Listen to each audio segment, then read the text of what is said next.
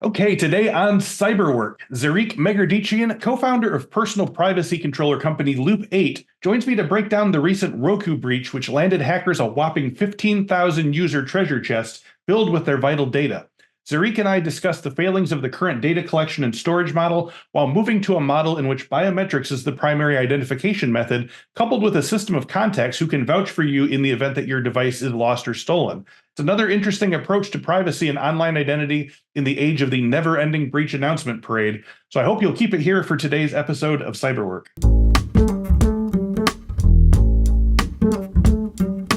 Hello and welcome to this week's episode of the Cyberwork podcast. My guests are a cross-section of cybersecurity industry thought leaders, and our goal is to help you learn about cybersecurity trends, the way those trends affect the work of InfoSec professionals, and leave you with some tips and advice for breaking in or moving up the ladder in the cybersecurity industry. My guest today, Zarik Megardichian, is the founder and CEO of Loop 8, a personal privacy controller designed to work for the masses. The passwordless system uses biometric identity verification, eliminating the forgot password routine while offering highly encrypted data storage and digital privacy. Zarik is a globally recognized entrepreneur and investor, crypto and technology and venture capitalism.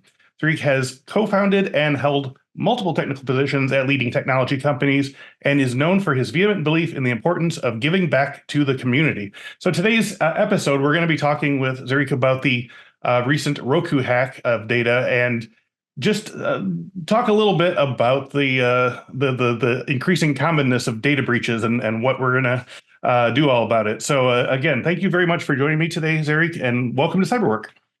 Thank you for having me, Chris. My pleasure. So, Zarik, to help our listeners get to know you a little better, I was wondering if you could tell us about when you first got interested in computers, technology, cybersecurity. It seems like your tech focus goes way back. So what was the initial spark? What was the thing that got you interested in the first place? Yeah, so I'm not your typical tech guy starting early on. I'm a graphic designer, got into the internet business in 1998, designing websites. And from that point, I fell into a printing business, which I used the technology in our advantage, and I built the largest wholesale printer in North America. And then I started a high-rise investment in, I want to say 2017 or 18. And my focus was to be around tech people, startups, and to fund them. And also I have a passion for mentorship, mentoring and coaching. So that was high-rise investments. Finally, in December of 2019, my 14-year-old daughter, hacks into my computer, and that's how I got into cybersecurity. So that's how I started. Can you talk about that day when, did she tell you that it was coming, or did you just suddenly get kind of a pop-up notification like, oh, look who's here? No, so it's December of 2019, and we're in a holiday party. It's loud. People are all speaking. There's a music, and my daughter calls me, and she asked me for our Netflix username and password. And I said, honey, I can't think. It's so loud over here. I'll give it to you tomorrow. And next day, I go to her room and go like, here's our username and password. She goes like, oh, don't worry, I hacked your computer.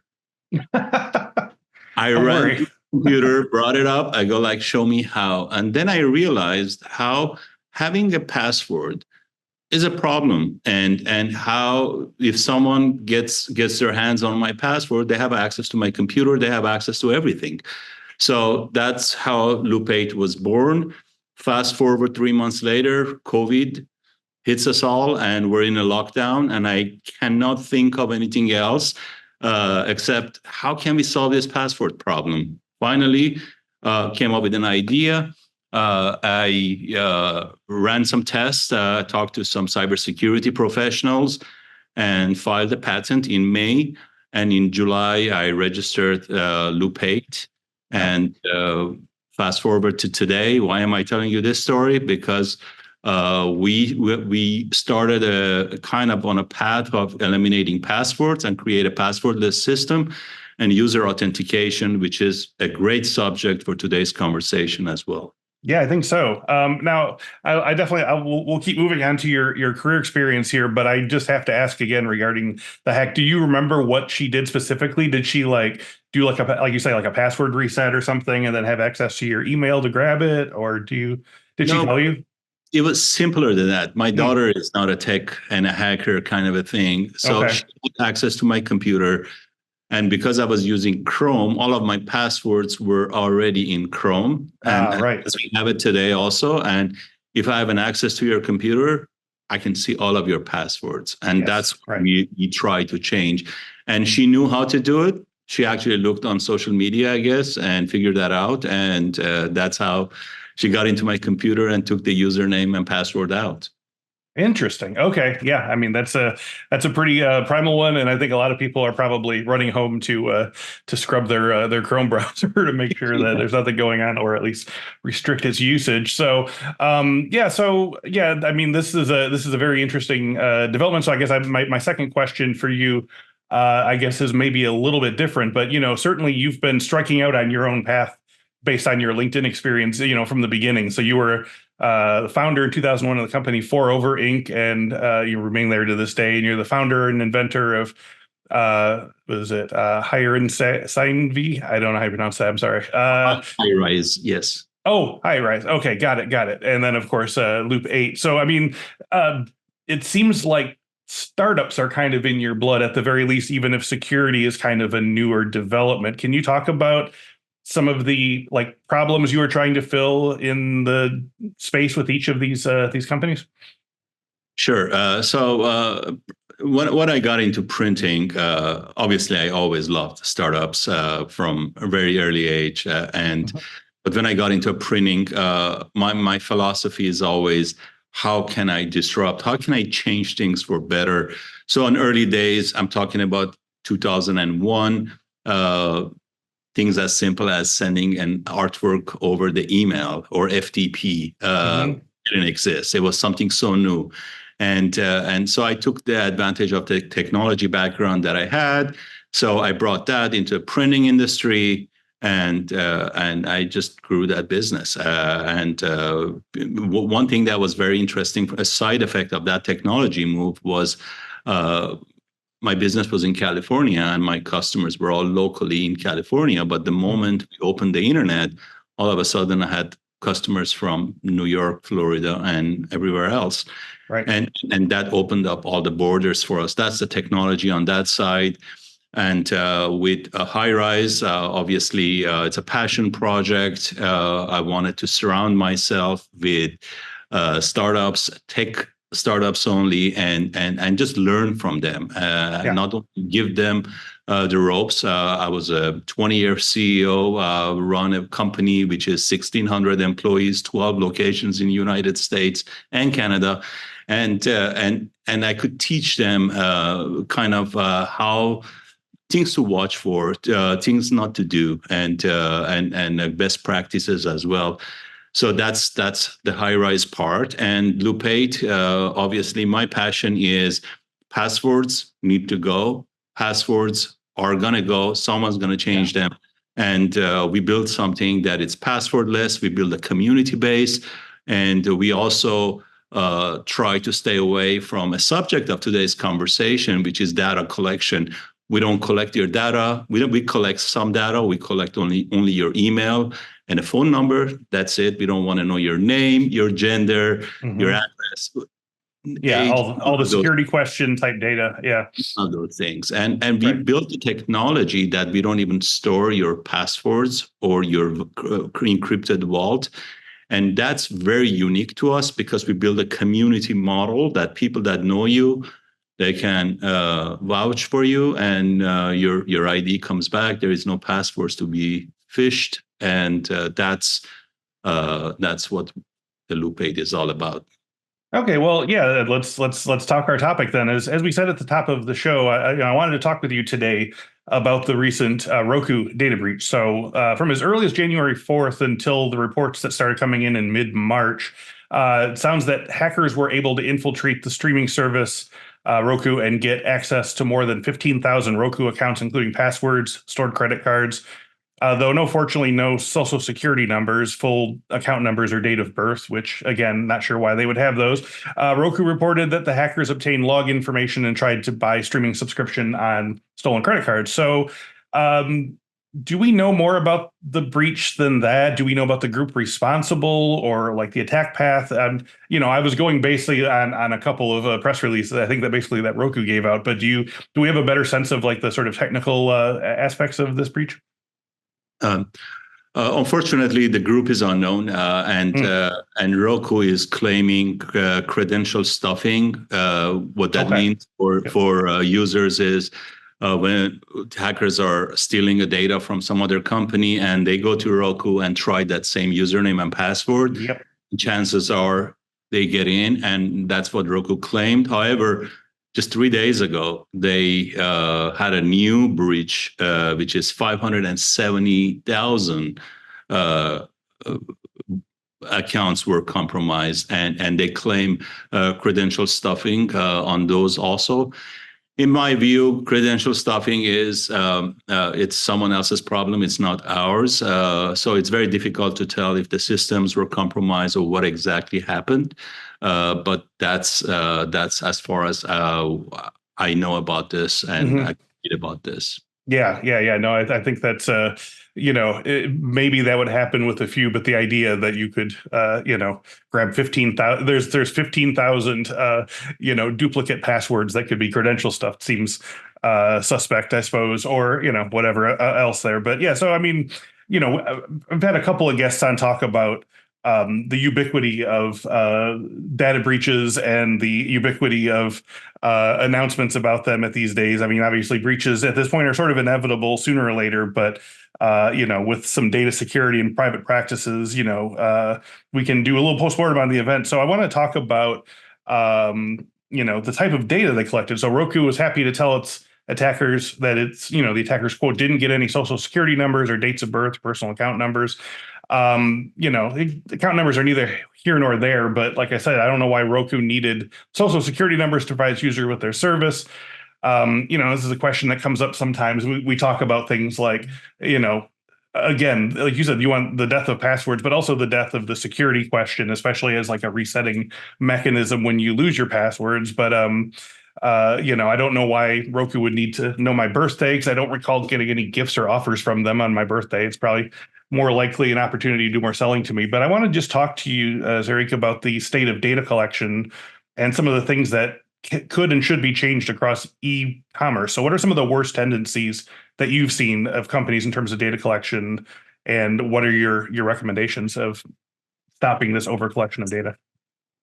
So unfortunately, data is the new currency, and companies are collecting this data, and they're making that data available for their organization, or they're selling it to data brokers.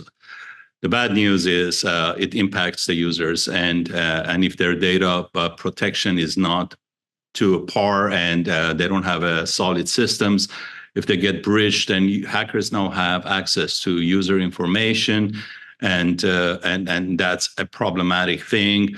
Social securities and date of births, these are very private information and should not be ever asked. I think companies have to be saving information at the very limited level as long as they can function.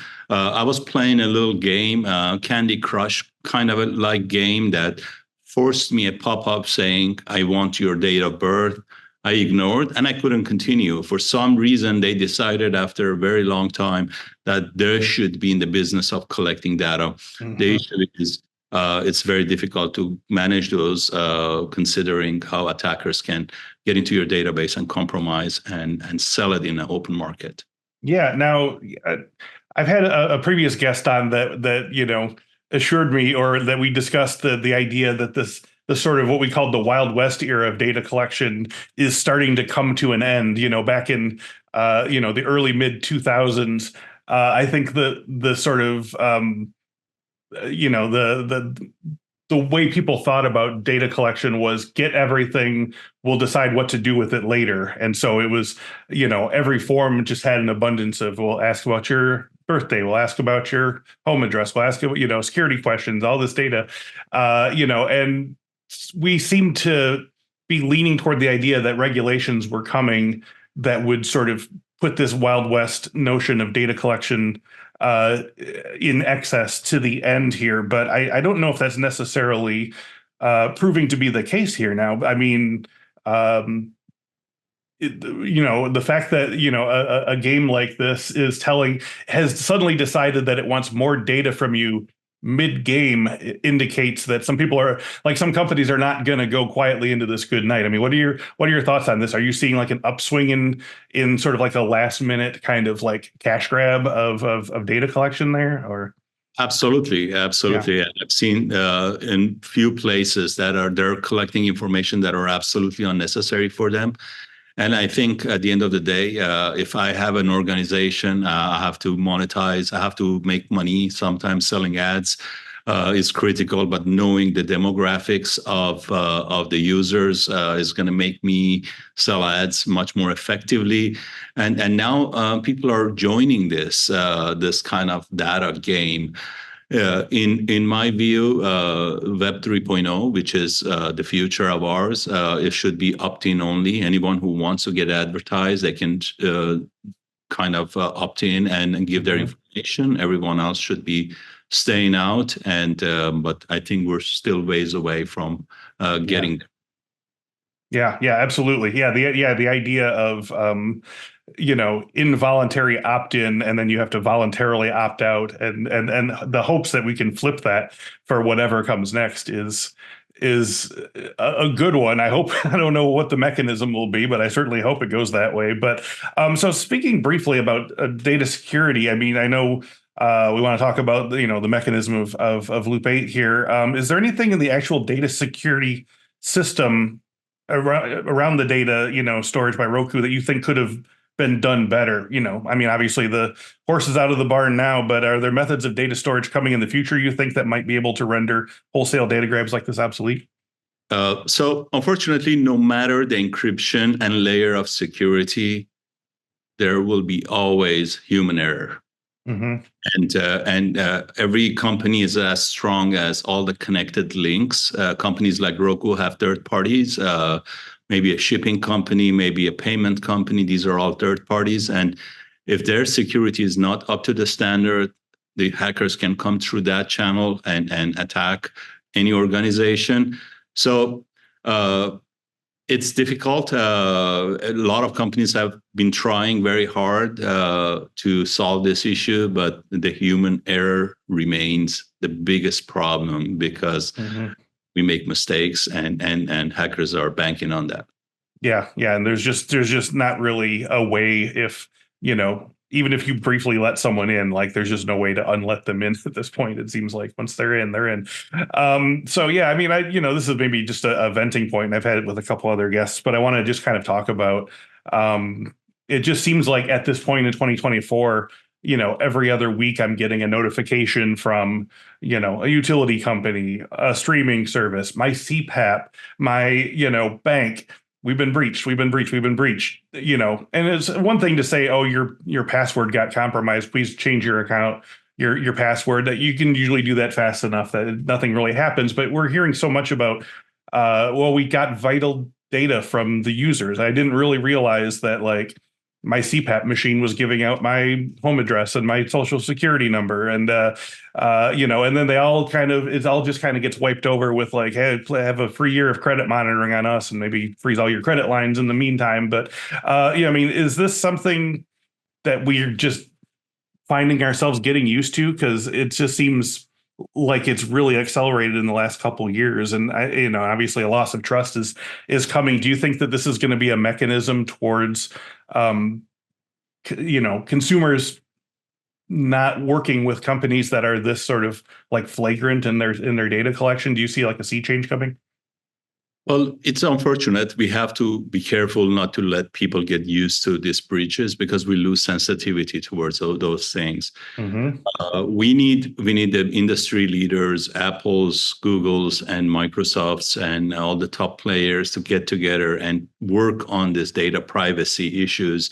The bad news is Apple is really trying to create a security around their own ecosystem. Google is separate, Microsoft, and until these guys get together, we're going to have these breaches. One of the biggest thing is we used to talk about 2FA, MFA, two-factor authentication, and the latest MGM attack, which was a SIM swapping, human error. They called and they stole the phone number, and they bypassed the multi-factor authentication, and they attacked the entire network. Yeah. So something fundamental needs to change, and I think this larger organization have to kind of get together and think of something other than firewalls. We're building for 4 decades. We're building firewalls. We're building SIEMs. We're building honeypots, all kinds of stuff. But at the end, the users are humans, and humans make mistakes. Yeah. Now, at this point, I was going to move over into the the career aspect and career tips and so forth. But I want to. You've talked a little bit about Loop 8 and your sort of alternative to passwords, and this seems like the place here. If you would like to tell us about the sort of mechanism of what Loop 8 does and how it sort of goes beyond passwords. As you said, there's a biometric aspect to it, but can you sort of walk our listeners through how it actually works? Sure. So in Loop 8, my first goal was I don't want to collect data. I'm only going to collect data that I need to make sure I can empower the user. So we collect emails and phone numbers today. We have a plan before end of the year that we don't even collect phone numbers, only emails. The system works is also your username and your encrypted vault sits on your own personal drive. We kind of went to that route. You have an iCloud or you have a Google Drive. Unlike 1Password or LastPass companies that collect all of your encrypted data and keep them on their server, and they become a massive target for the attacks. Loop 8 system is a passwordless biometric. And what we built, which is very unique to us, is called True8.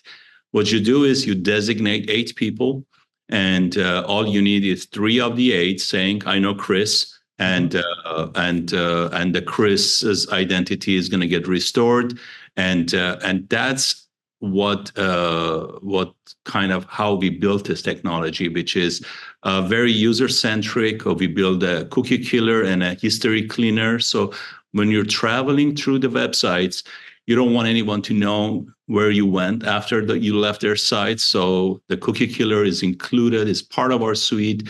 We build a safe, which is very unusual, encrypted safe for computers, which only opens up with your biometrics. There is no password. In our world, there is no password.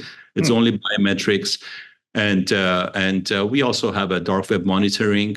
So every time you're browsing through an internet, if you're going to Netflix, we can trigger saying, hey, your username and password was compromised. Go ahead and change this to something that takes maybe 2 million years to be broken instead of a simple first name and your date of birth and those kind of stuff. So that's our story of Loop 8.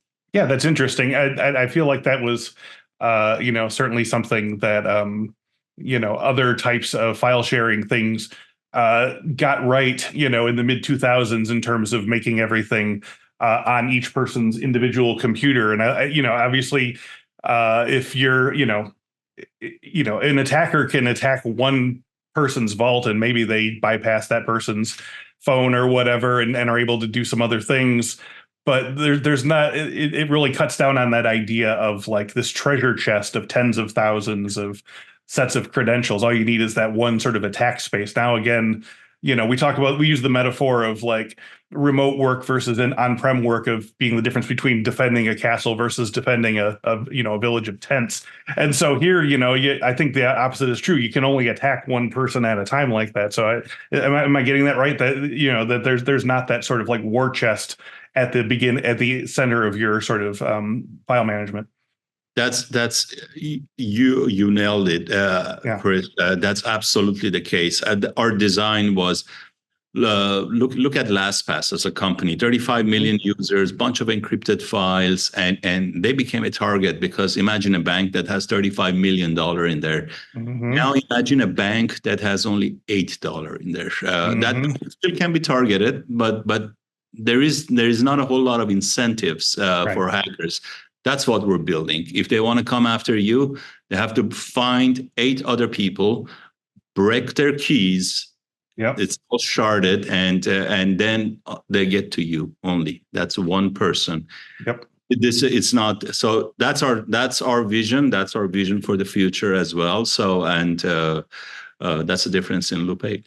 Can you talk about the sort of recovery aspect of it? Because I mean, I know that obviously biometrics, is a very effective. Certainly, every time I, have my face in front of the phone here, and it's doing the little doobly-doo thing, and then suddenly I'm in my bank or whatever. Like, I understand empirically why that works, but like if you lose your phone, if you lose your device, and you said you have sort of like 8 connections that vouch for you, how does that work in terms of like recovering yourself? Obviously, the whole thing is to get away from the whole security questions aspect and the whole, reset my password with the IT department or whatever. So how does that work with regards to the sort of 8 connections? Sure. So the way it works is you only need 3 of the 8. The reason we come up with 8, because when you lose your phone, you have to recover as fast as possible. You can't wait. And if someone's on a plane going somewhere, you can't wait for them to land. So the way it works is when you sign up for Loop 8, you assign the people you trust. Could be family members, friends, siblings, anyone. And what happens is in their app, they accept to be your recovery person.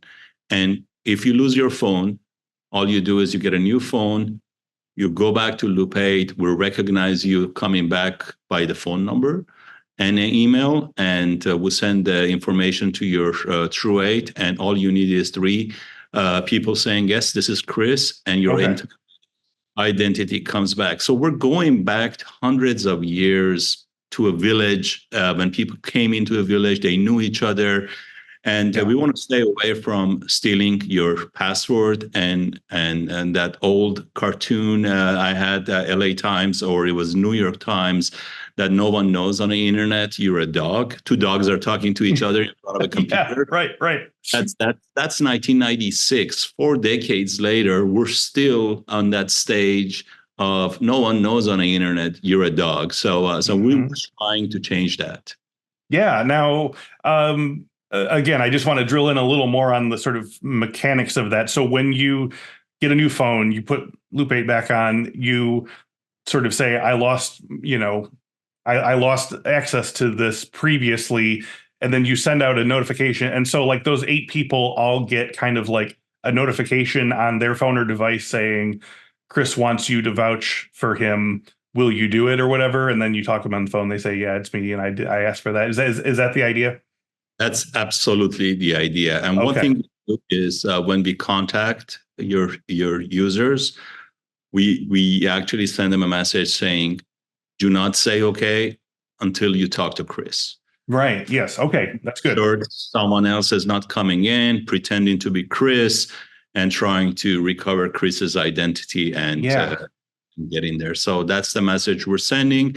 And when they talk to you, you say, yeah, it's me. All they do is they push a button. We have an amazing test that we have done over here. It takes 10 seconds and your entire passwords, everything you have, all the everything kind of gets recovered. Okay. So that's and goes back into your sort of phone vault or your device vault. And one of the things that Loop 8 does, which is different, and my daughter's hack is a great example. Right now, if you have access to my computer, if you can find a way to get into my computer, you can see all of my passwords in Chrome extension. Mm-hmm.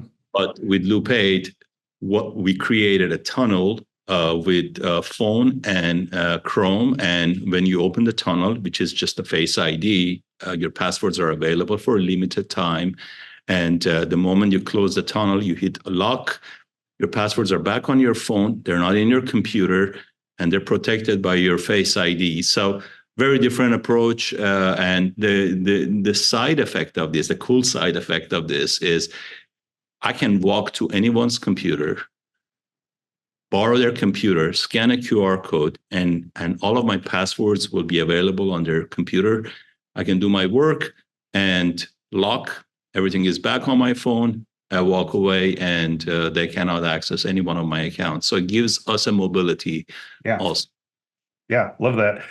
Well, okay, so I want to sort of divide my next question a little bit in half. So first, I wanted to ask you about your advice for people who want to get into this particular field of, the sort of post-password, problem solving and so forth. If you have any recommendations for the type of people, like say if you're hiring for Loop8 or other things like that, if you have any advice on the types of training or work or projects that you want to see on a person's resume to indicate that they would be a good fit for doing this kind of work. And then I guess my second part of that question that I didn't ask before is, have there been any recent challenges that your team, in terms of implementation or unexpected tech consequences around putting Loop8 together that they were solving? What are the kind of problems that need to be solved to put this in place? And then what kind of people do you think are good at doing that kind of work? Okay, so first is anyone with a security background is a great candidate for a company like ours, because all of my co-founders, and I have 6 of them, they're all security specialists, pen testers, CISOs, and these guys are specialized in protecting data. Those are good type of candidates. But my favorite candidate is a person who thinks outside of the box. When I was starting this project, I met a lot of people in Silicon Valley area to get this project going, and I could see people didn't really believe in this. So I called this Project Impossible back in 2001, posted on LinkedIn saying, I'm starting a Project Impossible, because anyone I talked to, they said it's impossible. Mm-hmm. So having an open mind, getting into a new tech business will get you in a different level. You're gonna grow in the business, you're gonna thrive, and you hopefully develop a technology that it's good for 2024 and beyond, and it's not one of those old maintenance areas. So that's my recommendation. People can do pen testing is usually the best one. I really like data privacy and data governance, working with lawyers. The cloud engineering is a big thing, because most of us now we have a lot of technology on the cloud. So that's a very good knowledge to have for any, because even though we use Amazon or Google or Microsoft, they don't guarantee the security. So we have to be responsible for our own security. So that is very important. So that's what I recommend for new starters. Yeah, I like it. Well, yeah, okay. So go back to my question again. Were there any particular, and I'm not doing this as a way of interrogating Loop8, but rather I know that for example, using a password manager or whatever, that certain websites will do certain security workarounds with them. Your email's on one page and then your password gets asked on the next. And sometimes that makes things go a little wonky, or, they do certain things that if you're trying to add a new, new password or whatever, were there any kind of implementation challenges with regards to the sort of websites that you were interfacing with, or the sites that you were attempting to sort of move credentials through? Yes, we always have those, and we're still fighting them today because lots of companies develop software in a different standard. Some of them are very, very organized and standards, and some just name password fields something else. And it's very difficult to detect those. So we definitely have that. Our team is identifying and fixing as we go forward. All major organizations are covered. I think we have 1,000 tested 1,000 sites, but we still come across a lot of missed password that doesn't show up in the right place. And we're still seeing those things. And as we see it, we document it for our quality assurance, so we can add that to our list and correct the problem. So yes, we do have some of those challenges. So you were mentioning that your 6 co-founders all have specializations. Do you have any thoughts on specialization in the industry specifically? And within that, are there any like big skills gaps that you're seeing amongst candidates who might be trying to work for you? Are the things that you think, either people are not, going wide enough in their knowledge, or they're being too specialized, or they just don't, understand maybe soft skills or other things? Like what are some of the blind spots that you've seen, if any? Unfortunately, there is, when it comes to world of security, there is too many roles and too many systems. So finding a person that can come in and work on your security stack is difficult. So my advice for anyone who's interested in this is educate yourself. There's a lot of good information out there. Try to learn as much as possible, because any organization you get into, you can learn on the job, but at the same time, you have to have some background. So that's the biggest issue right now, which is because the field is too large. My favorite functions I kind of briefly talked about is high-level architecture of security. Yeah, testing is great. Cloud engineering is good, and data privacy. These are areas that I highly recommend for anyone who wants to get started into this field. Yeah, I think that's all fantastic advice, and I think it's also always worth remembering is that if you have an even moderate level to high, medium high level of security knowledge, like whatever you're missing in it, you're going to be able to get on the job fairly quickly, as long as you can sort of demonstrate that you understand the concepts, and like you said, across a sort of a wide spectrum of things. I imagine it's probably more appealing, even if you're hiring someone in pen testing, that they also have a rudimentary knowledge of cloud, or a rudimentary knowledge of, like you say, architecture, that there's this understanding that you're not going to like self-silo too much. Absolutely. Yeah. Now, I want to ask you, of course, you clearly love what you do. Can you talk about your favorite part of the work that you do, and what it is that makes you excited to keep pushing and learning every day? It's one of the greatest feeling, Chris, to wake up every day and think about, I'm doing something that hopefully will change the way we do business, the way we work, the way we enjoy our digital life, which is now getting bigger and bigger. So that's the most exciting part about this business, thinking outside of the box, doing the impossible projects, and that's what gets me out of the bed every day. So that's the exciting part about doing something different. Love it. Before we go here, I know we're getting close to the end, but you mentioned the importance of mentorship to you. Can you talk a bit about your history as a mentor or a mentee, and why you think it's important for there to be a robust sort of mentor mentality in security? Yeah. So when I was starting my business, I learned a lot of things the hard way, and I wish that there was somebody there to help me kind of get there faster. That's why I always recommend find a good mentor. Look for a person that can shorten the distance from where you want to start and when you want to end by giving you guidance. So mentorship is huge.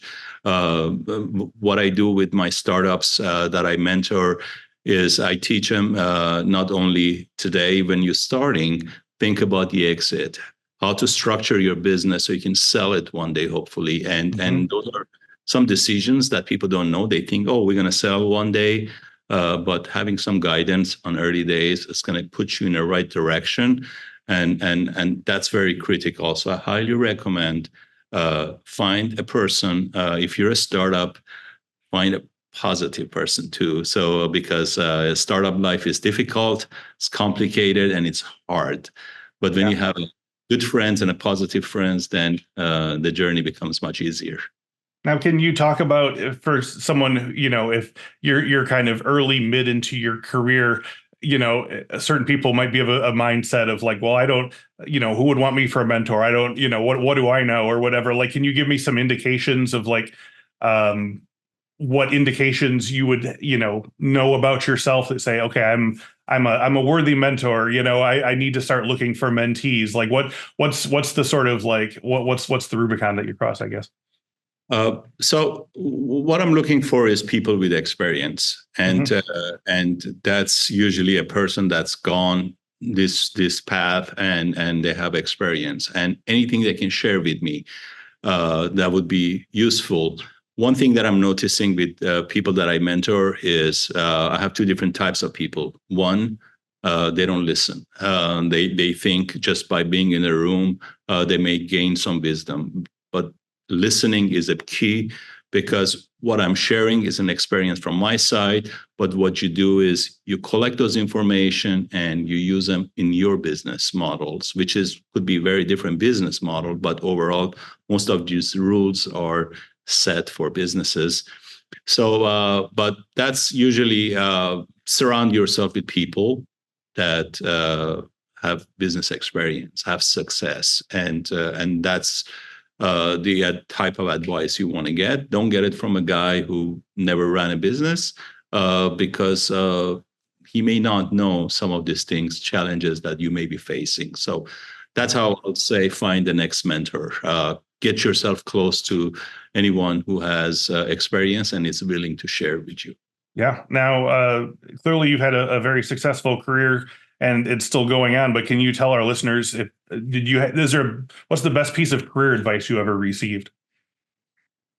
Well, I think I just gave one of them, which is very, very important. Surround yourself with positive people. That's one of the key points. My biggest advice that I received in my career that helped me a lot was delegating. As a human, we're very, very much, I'll do it myself. We do a lot of micromanagement. But I had a good mentor. He said, Zarek, last I checked, God only gave you two hands. And but when you delegate, you can multiply that. And that's how I built an organization with 1,600 people in 12 states and Canada, and I only had two hands, and that's the best advice I can give. That we have a natural tendency to hold on to issues, but by delegating, not only we're building a very good team, we're also expediting. We're going with a super fast speed towards our goal.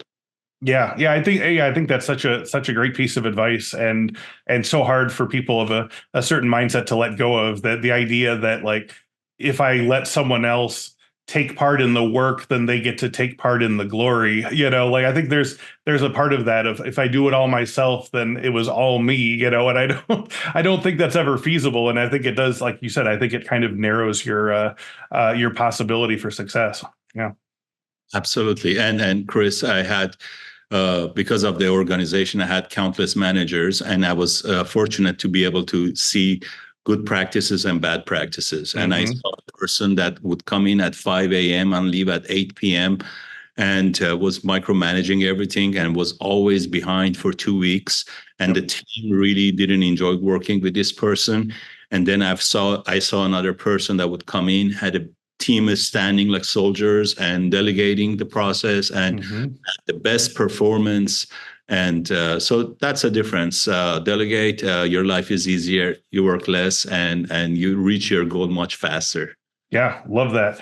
Okay, so one last question. You talked quite eloquently about the Loop8 platform. If people want to learn more about it or how to check it out for themselves, where should they look online? We are at loop8.ai, Okay. And however, we're still in a stealth mode. We are open, but we have a limited VIP invitation. We're doing a lot of user testing, but Loop8.ai is where you can enter your email, and we'll notify you in a month or so to start downloading. Nice. And if people want to learn more about you, Zarek, where should they look online? Are you on LinkedIn? Yes, I'm on LinkedIn, Zarek Megerditsyan. I'm pretty active on LinkedIn, so you can message me on LinkedIn, and usually that's the best place for me to get to know you. Our listeners are very LinkedIn oriented. I'm sure you'll be getting some connections after this episode. Fantastic. Looking forward to it. All right. Well, thank you so much for joining me today, Zarek, and for helping me to kind of lower my blood pressure about my Roku account. I'm glad I could do that, Chris. Thank you for having me on. Absolutely. And as always, as we close off here, thank you to everyone who is watching and listening and writing into the podcast with their feedback. If you have any topics you'd like us to cover or guests you'd like to see on the show, feel free to drop them in the comments below. And as always, before we go, please check out infosecinstitute.com/free, where you can get a whole bunch of free and exclusive stuff for CyberWork listeners.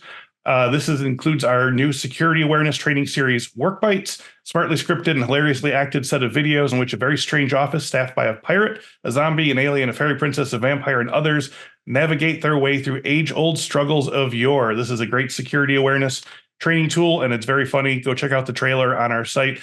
This is also still the best place to go for your free cybersecurity talent development ebook. You'll find our in-depth training plans and strategies for the 12 most common security roles, including SOC analyst, pen tester, cloud security engineer, information risk analyst, privacy manager, secure coder, ICS professional, and more. Quite a few of those roles were talked about in today's episode. You want to know more about them, go to infosecinstitute.com/free. And yes, the link is always in the description below. One last time before we go, thank you so much to Zarek Megerditsyan and Loop8. And thank you all for watching and listening. Until next week, this is Chris Senko signing off saying, happy learning.